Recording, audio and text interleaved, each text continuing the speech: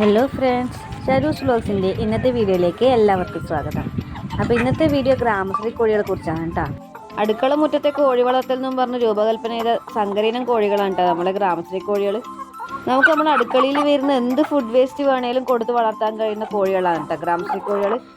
Food waste മാത്രമല്ല, നാടൻ കൈത്തീറ്റകൾ, ഇലകൾ, അങ്ങനെ എന്ത് വേണേലും കൊടുത്തിട്ട് വളർത്താൻ പറ്റുന്ന സങ്കരയിനം കോഴികളാണ് ഗ്രാമശ്രീ കോഴികൾ. ഞാൻ ഇവരെ ഡേ ഓൾഡ് കുഞ്ഞുണ്ടാവാൻ കൊണ്ടുവന്നതാണ്. അപ്പോൾ ആദ്യത്തെ ഒരു മാസം ഞാൻ സ്റ്റാർട്ടർ തീറ്റ തന്നെയാണ് കൊടുത്തിട്ടുണ്ടായത്. അതിനുശേഷം ഇതുപോലെ നാടൻ തീറ്റകളൊക്കെ ഉണ്ടാക്കി കൊടുക്കലാണ്. ഇല മുറിച്ച് കൊടുക്കും, അതുപോലെ തന്നെ തവിടെല്ലാം മിക്സ് ചെയ്തിട്ടുള്ള ഭക്ഷണമെല്ലാം ഉണ്ടാക്കി കൊടുക്കൽ.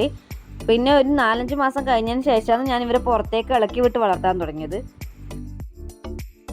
ഇവർ BV3 പോലെ കൃത്യമായിട്ട് മുട്ട തരില്ല. അങ്ങനെയാണെന്ന് ചോദിച്ചാൽ പാക്കറ്റ് ഫീഡ് ഞാൻ കൊടുക്കലില്ല. അങ്ങനെ കൊടുത്തു കഴിഞ്ഞാൽ പ്രത്യേകിച്ച് വലിയ ലാഭം ഉണ്ടാവുമോ എന്ന് എനിക്കറിയില്ല.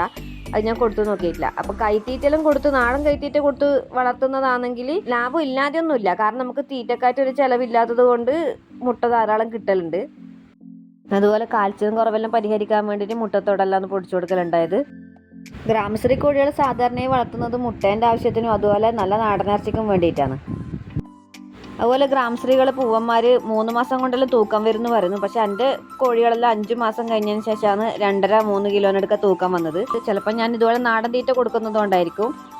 ഫിനിഷർ പോലുള്ള തീറ്റയെല്ലാം കൊടുത്തു കഴിഞ്ഞാൽ അതിൻ്റെതായ മാറ്റം ഉണ്ടാവുമായിരിക്കും. സങ്കരയിനം കോഴികളായതുകൊണ്ട് തന്നെ ഇവർ ചെറിയ ആൾക്കാർ അടയിരിക്കുന്ന ഒരു സ്വഭാവം കൂടി കാണിക്കലുണ്ട്. രാവിലെ ഒരു നേരത്തെ ഫുഡ് കൊടുത്തിട്ട് തുറന്നിളക്കി കഴിഞ്ഞാൽ പിന്നെ അവരിതുപോലെ പറമ്പിലും അങ്ങനെ കൊത്തിപ്പെറുക്കി നടക്കൽ തന്നെയാണ്. അത് ഇടയ്ക്കിടയ്ക്ക് ഇതുപോലെ അടുക്കളയിൽ ഉണ്ടാകുന്ന വേസ്റ്റിൽ ഞാൻ ഇവർക്ക് ഇട്ട് കൊടുക്കലാണ് പതിവ്. അതുപോലെ തന്നെ ഈ കോഴികൾ മുട്ടിടണമെങ്കിൽ പൂവൻ കോഴീൻ്റെ ആവശ്യമൊന്നുമില്ല. ഇവരെ വളർത്തിയതുകൊണ്ട് എൻ്റെ ഒരു അനുഭവം എന്ന് പറഞ്ഞു കഴിഞ്ഞാൽ കൈത്തീറ്റ, നാടൻ കൈത്തീറ്റ കൊടുത്തത് കൊണ്ട് തന്നെ കോഴികൾക്ക് മുട്ടക്ക് വലിയൊരു കുറവൊന്നും ഉണ്ടായിട്ടില്ല.